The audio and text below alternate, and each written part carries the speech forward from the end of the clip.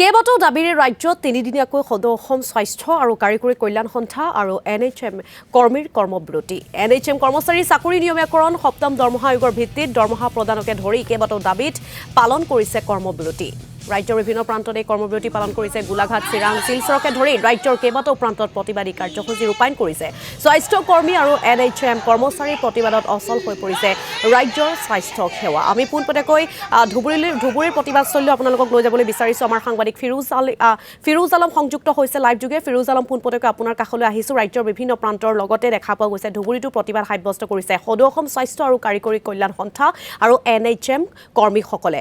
গতিকে চাকৰি নিয়মীয়াকৰণ কৰিব লাগে, প্ৰাপ্য মজুৰি তেওঁলোকক দিব লাগে আৰু তাৰ লগতে তেওঁলোকৰ বৰ্তমান সময়ত দাবীসমূহ কি চৰকাৰক তেওঁলোকে কি ক'ব বিচাৰিব এই প্ৰতিবাদৰ জৰিয়তে আপোনাৰ জৰিয়তে আমি সকলোখিনি জানিব বিচাৰিছোঁ। ইতিমধ্যে আচলতে 2006 চনৰ পৰাই এই যিসকল NHM কৰ্মীয়ে কৰ্মৰত হৈ আছে, এই NHM কৰ্মীৰ ভিতৰত আছে চিকিৎসক আছে, নাৰ্ছ আছে আৰু বিভিন্ন ধৰণৰ স্বাস্থ্যকৰ্মী আছে। আৰু এই সুদীৰ্ঘ সময়ছোৱা চাকৰি কৰাৰ পিছতো যি সমমৰ্যাদা নোপোৱাৰ পিছত আজি এনেদৰে প্ৰতিবাদ কৰিবলৈ আৰম্ভ কৰিছে। মই বৰ্তমান উপস্থিত আছোঁ ধুবুৰী জিলাৰ একেবাৰে অসম-বংগ সীমান্তৱৰ্তী হাৰাগুৰা অঞ্চলত আছোঁ আৰু জিলাখনৰ বিভিন্ন অঞ্চলৰ লগতে ইয়াতো দেখিবলৈ পোৱা গৈছে যে এনেদৰে বিভিন্ন যিসকল চিকিৎসাকৰ্মী আছে, নাৰ্ছ আছে, এইসকলে প্ৰতিবাদ মুখৰ হৈ পৰিছে। আচলতে ইহঁতে যি কাম কৰে, কামৰ যি আচল মৰ্যাদা আচলতে পোৱা নাই, যাৰ কাৰণে এই কামৰ মৰ্যাদা পোৱাৰ কাৰণে আজিৰ এই প্ৰতিবাদ। যিহেতু বহু সংখ্যক ইয়াত কৰ্মচাৰী আছে, স্বাস্থ্যকৰ্মী আছে, চিকিৎসক আছে, এগৰাকী চিকিৎসক আছে। মই এই চিকিৎসকগৰাকীৰ পৰা পৰে জানিব বিচাৰিম আচলতে কি দাবী আছে ইহঁতৰ। আপোনালোকে আচলতে আপুনি কি হিচাপে কাম কৰি আছে আৰু আপোনালোকৰ কি দাবী আছে? মই ডক্টৰ হয়, মই এজন আয়ুৰ্বেদিক চিকিৎসক হয়। আমাৰ দাবী হৈছে চৰকাৰ, আমি NHM 2006-07 পৰা চাকৰি কৰি আছোঁ, কিন্তু চৰকাৰে আমাক একেবাৰে গুৰুত্ব দিয়া নাই, আমাক বঞ্চনা কৰিছে। আমাৰ যিখিনি প্ৰাপ্য যিখিনি দৰমহা, যিখিনি ন্যায্য দাবী সেইখিনি মানি লোৱা নাই। চৰকাৰক আমি বাৰে আমি অনুৰোধ জনাইছোঁ, বাৰে আমি মেমৰেণ্ডাম দিছোঁ যে আমাৰ যিখিনি দাবী আছে এই দাবীখিনি মানিব লাগে। আমাৰ সমকামৰ কাৰণে দৰমহা দিব লাগে, আমাক 7 পে স্কেলৰ আণ্ডাৰত আমাক দৰমহা দিব লাগে। আৰু লগতে আমি ইমান দিনৰ পৰা চাকৰি কৰি আছোঁ, আজি 15 বছৰ 20 বছৰমান হৈ গ'ল। আমাৰ doctor, sister, nurse, laboratory technician গোটেইখিনি আমাৰ ইয়াত কৰ্মৰত হৈ আছোঁ। এতিয়ালৈকে আমাৰ চৰকাৰে আমাক স্থায়ী পদত নিযুক্তি কৰাৰ কোনো ব্যৱস্থা কৰা নাই।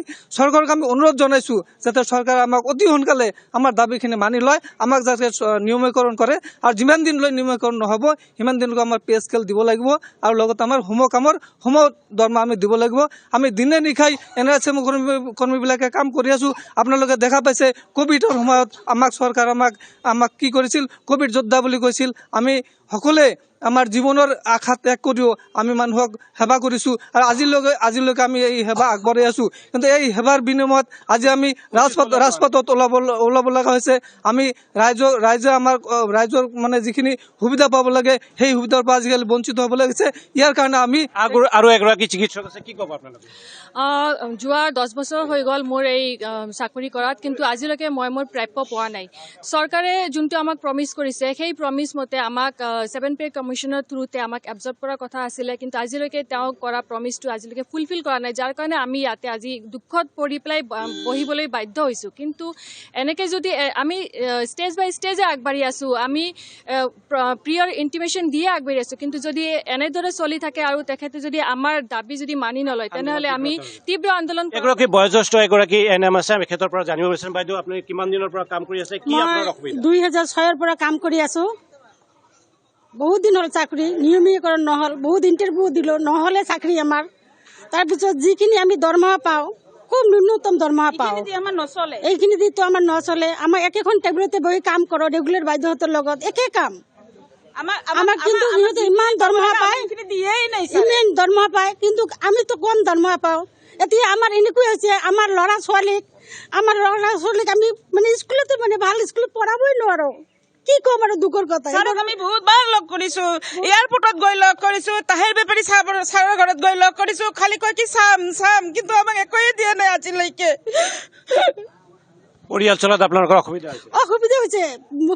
আজি আমি ভাল স্কুলত পঢ়াব পৰা নাই, মোৰ ল'ৰা ছোৱালী ইমান ভাল ৰেজাল্ট কৰিও আজি বাহিৰত দিব পৰা নাই। কিমান লাজৰ কথা হৈছে, কিমান দুখৰ কথা। ল'ৰা ছোৱালীক কি কয় আৰু আমি আজি মৰি গেলে আমাৰ একোই নাথাকিব আমি হয় ঋতুমণি আচলতে প্ৰতিজন নাৰ্ছে আপুনি যদি আমাৰ ভিডিঅ' জাৰ্নেলিষ্টে দেখুৱাব প্ৰতিজন আৰু নাৰ্ছৰ এনেদৰে আচলতে চৰকাৰৰ বিৰুদ্ধে ক্ষুব্ধ হৈ পৰিছে NH কৰ্মীসকল কিয়নো বছৰ বছৰ ধৰি তেওঁলোকে চৰকাৰৰ ওচৰত দাবী উত্থাপন কৰিছে তেওঁলোকৰ দাবীসমূহ পূৰণ কৰিব লাগে কিন্তু তাৰ পাছতো কিন্তু তেওঁলোকৰ সমস্যাসমূহ সমাধান কৰাত ব্যৰ্থ হৈছে চৰকাৰ যথেষ্ট ক্ষুব্ধ হৈ পৰিছে দেখা পোৱা গৈছে চাকৰি নিয়মীয়াকৰণকে ধৰি তেওঁলোকৰ যিসমূহ সম দৰমহা বা প্ৰাপ্য মজুৰি সেইসমূহৰ লগত আৰু কেইবাটাও দাবী তেওঁলোকে পূৰণ কৰাৰ বাবে চৰকাৰৰ ওচৰত আহ্বান জনোৱা দেখিবলৈ পোৱা গৈছে আৰু সেই স্থানৰ পৰা আমাক ফিৰোজ আলমে কিছু দৃশ্য দেখুৱালে